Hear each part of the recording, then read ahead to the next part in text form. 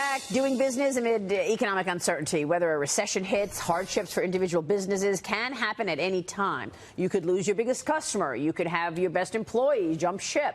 My next guest is here to make sure your business thrives no matter what happens, what comes your way. Joining us right now is the founder and president of Autobahn Consultants. He is the governor of Recession.com. He calls himself, and he's the author of the book, Rock the Recession: How Successful Entrepreneurs Prepare for, Thrive During, and Create Wealth After Downturns. Jonathan Slane is here. Jonathan, good to see you. Great to be here. Great name of the book, Rock the Recession, baby. Tell us how to do it.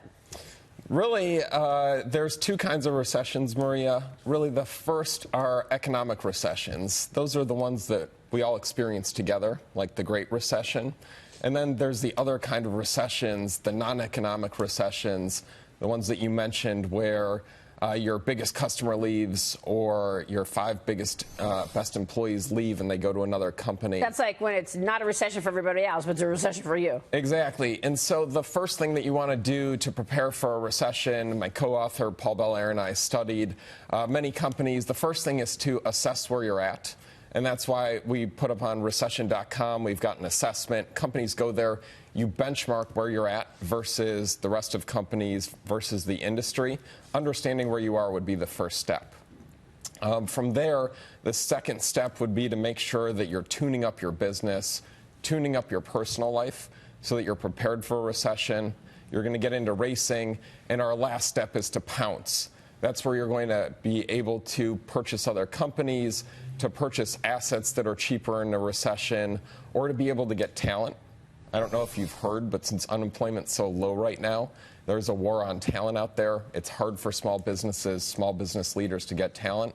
A recession is going to bring back a lot of those opportunities. No, they got to pay up for talent, right? Is that what's going on? Right now, you have to pay up for talent, and it's hard to get people, even if you're willing to pay up.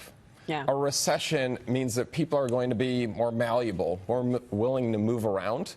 Maybe their company doesn't have a good plan. Maybe their company hasn't rocked the recession. They haven't done what they need to do. Yeah. So people jump ship, and they're more willing to move to another company that is prepared. That's right. During the good times, James, right, you see a lot of movement. People don't mind quitting and getting another job, right? Yeah, we like to see economy-wide a healthy quit rate. I'm wondering whether it's personal or a larger recession. I assume part of tuning up is cutting costs. Is there advice you have on the first thing that ought to go, whether it's a business or personal expense?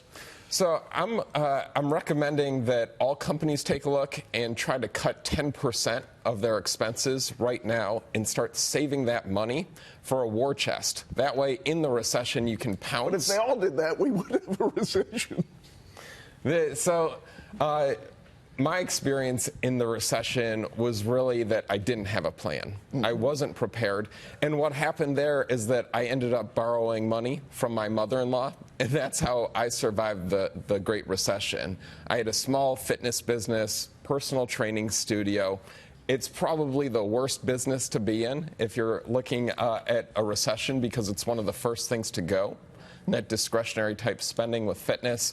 But really, Did you ever pay your mother-in-law back? I did. No. I did. It was $250,000 that I borrowed from her, and nice mother-in-law.